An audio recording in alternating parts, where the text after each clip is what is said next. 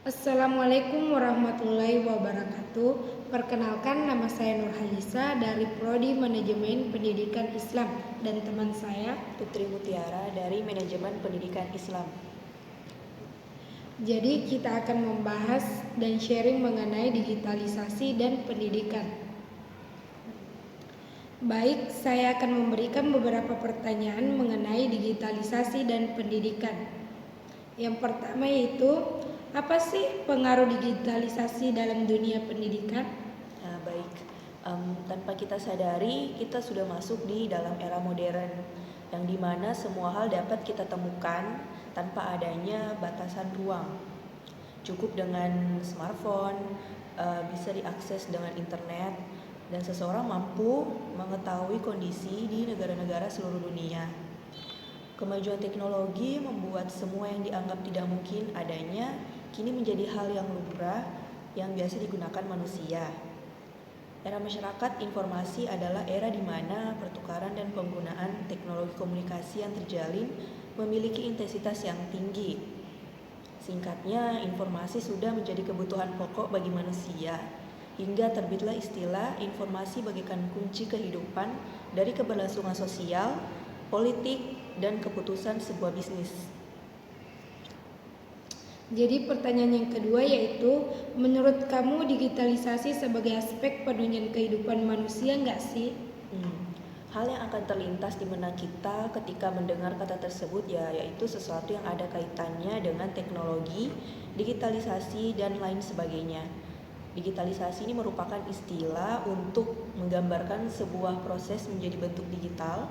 Digitalisasi melewati serangkaian proses digitalisasi, yaitu tahapan pengambilan benda fisik dan proses analog, kemudian membuatnya menjadi bentuk digital. Misalnya para ibu rumah tangga kini tidak membuka buku resep secara fisik untuk mempelajari sebuah menu baru, tetapi mereka akan membuka ponsel mereka dengan menyalakan internet atau membuka Google, seperti itu. Pertanyaan yang ketiga yaitu, dan pastinya juga ada faktor-faktor yang mempengaruhi digitalisasi dalam dunia pendidikan. Dan apa sih faktor-faktor yang mempengaruhinya? Dan yang pertama itu faktor ketersediaan ruang yang semakin terbatas. Dengan digitalisasi, kita dapat menghemat ruang ketika menyimpan arsip ilmu pengetahuan yang sebelumnya membutuhkan satu lemari besar untuk menyimpan buku pelajaran, kini bisa digantikan oleh sebuah flash disk. Yang kedua, tingginya kebutuhan ilmu pengetahuan seluruh instrumen pendidikan. Hal yang patut kita syukuri yaitu tingginya kebutuhan ilmu pengetahuan ternyata diiringi dengan banyaknya orang yang juga tidak segan membagi ilmunya di dunia maya. Dan tentu saja mereka melakukannya dengan cara digitalisasi hasil penelitian ke buku online. Dan yang ketiga, meningkatnya daya saing dengan negara lain yang membuat siapa saja bisa bekerja di negara manapun yang ia inginkan selama memiliki kapabilitas untuk melakukan pekerjaannya. Dan kualitas lulusan dalam negeri dalam tenaga kerja asing, kita juga dapat mempelajari ilmu yang mereka pelajari berkat akses dengan internet.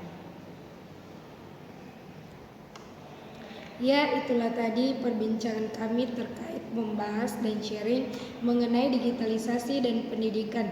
Dan semoga apa yang barusan kita bahas dapat bermanfaat. Sekian dan terima kasih. Wassalamualaikum warahmatullahi wabarakatuh.